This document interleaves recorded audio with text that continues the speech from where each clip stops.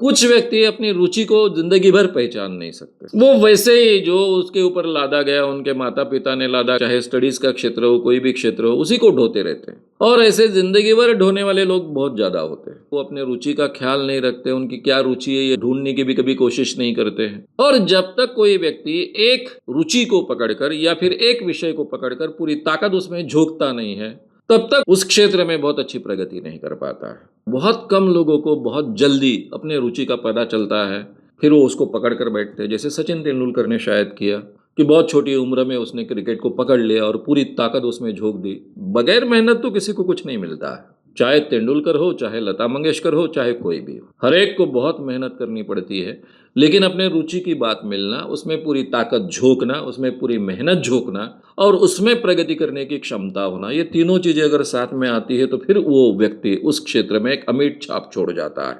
श्याम मानव channel को आपका समर्थन देने के लिए चैनल को जरूर सब्सक्राइब करें। चैनल के नोटिफिकेशन पाने के लिए बेल आइकन भी दबाएं। अजय राउत इनका सवाल है कि हर व्यक्ति को अलग अलग रुचियां होती है। किसी को भाषा में रुचि होती है, किसी को गणित में रुचि होती है, किसी को विज्ञान में रुचि होती है। ऐसी अलग अलग रुचियां क्यों होती? उसके पीछे के कारण अलग अलग हो सकते हैं। उदाहरण के तौर पर आइंस्टाइन का उदाहरण हमेशा दिया जाता है। आइंस्टाइन अपने क्लास में एकदम पिछड़ा हुआ विद्यार्थी था, कम बोलता था, जवाब भी कम देता था। तो उनके कई शिक्षक उनको ऐसा मानते थे कि ये बच्चा शायद मेंटली रिटार्डेड है, यानी कम बुद्धिआंक वाला लड़का है, जिसका आईक्यू बहुत कम है, ऐसा लड़का है। और उसके तरफ कोई ध्यान भी नहीं देता था। लेकिन उसकी एक रिश्तेदार उससे मिलने आई और इस बच्चे को एक गणित का पुस्तक उसने भेंट दिया और आइंस्टाइन की रुचि गणित में बहुत बढ़ गई। आगे का इतिहास, आइंस्टाइन नाम आपने सुना है। इतनी कॉम्प्लिकेटेड चीजें वैज्ञानिक क्षेत्र के रखने वाले आइंस्टाइन इतना बड़ा इतिहास निर्माण कर गए कि उनका बुद्धिआंक क्या होना चाहिए इसके बारे में पूरे दुनिया में चर्चा होती रही है, आज भी होती रहती है। बुद्धिआंक उनका जांचने का प्रयास बार बार होता रहा है। इतना बड़ा विद्वान आदमी आगे चलकर वो कहलाया गया, जो कि अपने स्कूल के दिनों में जिसको निर्बुद्ध माना जाता था, कम बुद्धि वाला माना जाता था, तो उनकी रुचि गणित में थी पहले से या वो किताब के कारण बड़ी, ये कहना बड़ा मुश्किल है। हर व्यक्ति के बारे में ऐसा होता है। कुछ चीजें उसको पसंद आती है, कुछ चीजें उनको पहले ही प्रयास में अच्छी जमने लगती है, लोग तारीफ करते हैं, उसका प्रोत्साहन बढ़ता है, वो और मेहनत से उन चीजों को करने का प्रयास करता है। उसको आसपास के वातावरण से बढ़ावा मिला तो उसकी उस क्षेत्र में और रुचि बढ़ते रहती है, ज़्यादा मेहनत लेने की तैयारी उसकी होती है और वो उसमें कहाँ के कहाँ चला जाता है। ये आपको हर व्यक्ति के बारे में मिलेगा। कुछ व्यक्ति अपनी रुचि को जिंदगी भर पहचान नहीं सकते। वो वैसे ही जो उसके ऊपर लादा गया, उनके माता पिता ने लादा गया, चाहे स्टडीज का क्षेत्र हो, कोई भी क्षेत्र हो, उसी को ढोते रहते हैं, जिंदगी भर ढोते रहते हैं। और ऐसे जिंदगी भर ढोने वाले लोग बहुत ज़्यादा होते हैं, बहुतायत होते हैं। वो अपने रुचि का ख्याल नहीं रखते, उनकी क्या रुचि है ये ढूंढने की भी कभी कोशिश नहीं करते हैं। और ऐसे लोगों का प्रमाण आपको बहुत ज़्यादा मिल जाएगा। कुछ लोग ऐसे होते हैं कि उनको अलग अलग विषयों में रुचि लगती है। आज इस विषय में रुचि लगी, उसका नयापन है, उसको बहुत अच्छे ढंग से सीख लो, फिर उसको छोड़ देते हैं, दूसरा को पकड़ते हैं, तीसरे को पकड़ते हैं, चौथे को पकड़ते हैं, ऐसे अलग अलग विषय पकड़ते रहते हैं और आखिरी तक अपने आप को कहीं वो सेटल नहीं कर पाते। फिर इन्हीं ऐसे लोगों के लिए jack of all master of none ये कहावत आ गई। इस सब चीज़ों को ट्राई करते हैं लेकिन किसी में मास्टर नहीं है। और जब तक कोई व्यक्ति एक रुचि को पकड़कर या फिर एक विषय को पकड़कर पूरी ताकत उसमें झोंकता नहीं है, तब तक उसमें बहुत अच्छे ढंग से उस क्षेत्र में बहुत अच्छी प्रगति नहीं कर पाता है या फिर उसमें अमिट छाप नहीं छोड़ सकता है उस क्षेत्र में। उसके लिए पूरा डिवोशन चाहिए, पूरी ताकत चाहिए और इसका एहसास होना कि मेरी रुचि काय में है, मैं किस क्षेत्र में ज़्यादा अच्छे ढंग से प्रगति कर सकता हूँ, कौन से क्षेत्र में मैं ज़्यादा मेहनत लेकर उसका आउटकम ला सकता हूँ, ये समझ में आना भी बहुत आवश्यक होता है। कुछ लोगों को प्रोत्साहन के कारण ये पॉसिबल होता है, कुछ लोगों को उनके जीवन में आने के अड़चनों के कारण ये पॉसिबल होता है, कुछ लोग ट्रायल एंड एरर मेथड्स के जरिए उनके ध्यान में आता है कि ये मेरा रुचि का क्षेत्र है और मैंने उसको पकड़ना चाहिए और उसमें पूरी ताकत झोंक देनी चाहिए। तो ये उस पर डिपेंड होता है। फराह खान का एक इंटरव्यू है।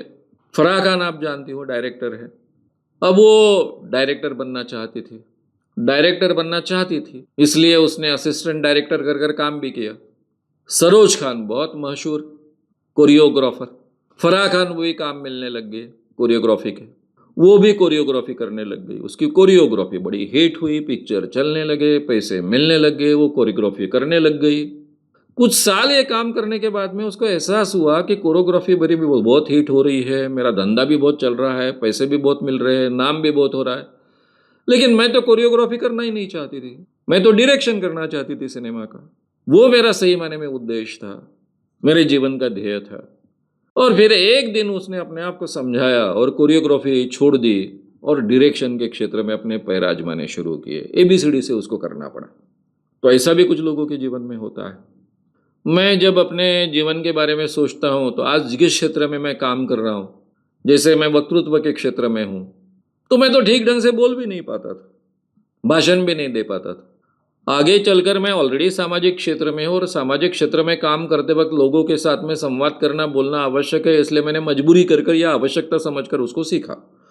अब तब तक मेरा ये स्वभाव डेवलप हो चुका था कि जब भी जो भी काम करना है बहुत ईमानदारी से मैं करूँगा, इसलिए मैंने ईमानदारी से प्रयास किया, बहुत मेहनत ली। हालांकि अपने आप को वक्तृत्व के क्षेत्र में ट्रेन कैसे करना है इसके बारे में मुझे कोई मार्गदर्शन नहीं था, कोई जानकारी नहीं थी, कोई किताब भी उस पर पढ़ी नहीं थी, कोई किताब भी अवेलेबल नहीं थी, यानी जहाँ तक मैंने पढ़ा था अपने ही प्रयोग करते गया। बार बार जो लोग अच्छे बोलते, दादा धर्माधिकारी जैसे, राम शेवाड़कर जैसे बहुत अच्छे वक्ता, मेरे बहुत नज़दीक के, हालांकि मेरे पिताजी के वो मित्र हैं, मुझसे बड़े हैं, लेकिन मेरे साथ भी मित्रतापूर्ण व्यवहार करते थे, उनको मैं देखता था, वो क्या करते देखता था। ऐसे कई लोगों को देखकर मैंने अपने आप को डेवलप करने का प्रयास किया और आगे चलकर वो मेरे रुचि का क्षेत्र बना। पहले रुचि का क्षेत्र नहीं था, पहले मजबूरी का क्षेत्र था। लेखन मेरे एक रुचि का क्षेत्र था, बहुत लिखता था, लेकिन कभी छपके आने का सवाल ही नहीं पैदा होता था। यानी कई कथाएं लिखी, कविताएं लिखी, कभी छपने का नाम नहीं, कभी प्रयास भी नहीं किया, लेकिन एक एक्सीडेंट के साथ में मैं एकदम पत्रकारिता में आ गया और अच्छा लेखक कर एस्टेब्लिश भी बाद में हुआ। तो लेखन में रुचि थी ऐसा मैं कह सकता हूँ, लेकिन भाषण में रुचि थी ऐसा मैं कह भी नहीं सकता हूँ। तो कई क्षेत्र आपको ऐसे मिल जाते हैं कि जो आपके रुचि से संबंधित है, नहीं है, आपके आवश्यकता से संबंधित है और बाद में उसमें आपकी रुचि पैदा हो गई, ये हो सकता है। इसलिए इसका एक जवाब देना बड़ा कठिन है, ये कई चीज़ों पर डिपेंड होता है। हो सकता है कि सुप्त स्वरूप में हम में कुछ विशेषताएं हैं। मुझे अगर कोई बोलता मेरे उम्र के 20 साल तक कि आप वक्ता बन सकते हो और आपके वक्तृत्व के आधार पर पूरे एक बड़ी की बड़ी मूवमेंट खड़ी हो जाएगी, तो मैं कभी विश्वास नहीं रख पाता। हाँ, मुझे कोई कहता कि आप लेखक बन सकते हो तो शायद मैं विश्वास रखता, क्योंकि मैं बहुत लिखता था, लेकिन बोलना ये मेरा प्रांत बिल्कुल नहीं था। उस जमाने में क्या बनना है ज़िंदगी में, तो बचपन से थोपा है इंजीनियर बनना है। मैं जब अच्छा बोलने लग गया, मुझे बहुत अच्छे अध्यापक मिले और खास कर आर्ट्स फैकल्टी में मुझे बहुत अच्छे अध्यापक मिले, प्राध्यापक मिले। तब मेरे दिमाग में मेरे जीवन का उद्देश्य आया कि मुझे प्राध्यापक बनना है, मुझे लोगों को समझाना है, पढ़ाना है। ये बाद में मुझे रुचि पैदा हुई। जब मैं ठीक ठाक बोलने लग गया, मेरी बात लोगों को समझ में आने लग गई, लोग कहने लग गए कि आप बहुत अच्छे ढंग से समझाते हो, तब मुझ में ये भावना निर्माण। और मैं स्टूडेंट था तभी काफ़ी मेरे ही बराबरी के स्टूडेंट्स को पढ़ाता भी था, और सब कहते कि तुमने समझाया तो प्रोफेसर से भी ज़्यादा अच्छा समझ में आता है।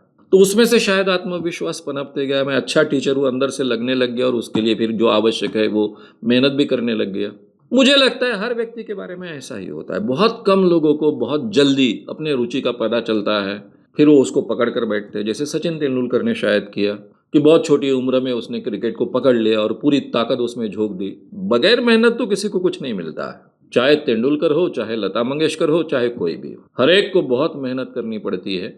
लेकिन अपने रुचि की बात मिलना, उसमें पूरी ताकत झोंकना, उसमें पूरी मेहनत झोंकना और उसमें प्रगति करने की क्षमता होना, ये तीनों चीज़ें अगर साथ में आती है तो फिर वो व्यक्ति उस क्षेत्र में एक अमिट छाप छोड़ जाता है। लेकिन हर व्यक्ति के जीवन में कभी ना कभी ये अवसर आते हैं, उसके ध्यान में आता है कि ये इस क्षेत्र में मुझे रुचि है, यहाँ पर मैंने ईमानदारी से अपनी ताकत झोंक देनी चाहिए, यहाँ मैं कुछ बहुत अच्छा कर सकता हूँ। और मुझे लगता है कि आपने जो सवाल पूछा है, उस सवाल के परिप्रेक्ष्य में देखते हुए आज सबसे सुंदर उस ढंग का जमाना आया कि जो भी व्यक्ति आज के ज़माने में बहुत अच्छा करना चाहता है, उसके लिए सबसे ज़्यादा अच्छे अवसर आज प्राप्त हुए। भाई, आप गाना अच्छा चाहते हो, आपको लगता है आप अच्छा गाना गा सकते हो, आप कोशिश कर रहे हो, मेहनत कर रहे हो, पहले आपको रुकना पड़ता था, कोई चांस देगा, बड़ा चांस देगा तो मैं बोलूँगा। आजकल कुछ नहीं, आपको लगता है मैं अच्छा गाना गा सकता हूँ, अच्छी मेहनत करते हो, अच्छे गाते हो, सोशल मीडिया पर डाल दो। अगर आप में दम है तो धीरे-धीरे बातें फैलते जाएगी। हर क्षेत्र में आप अपनी रुचि और अपनी क्षमता, इसको बड़ा चांस दे सकते हो, ये पॉसिबिलिटीज़ अब निर्माण हुई है। इसलिए कोई एक जवाब नहीं हो सकता है कि कुछ लोगों को इसमें क्यों रुचि लगती है। उसमें 2 चीज़ें मैं आपको डेफ़िनेटली कहूँगा।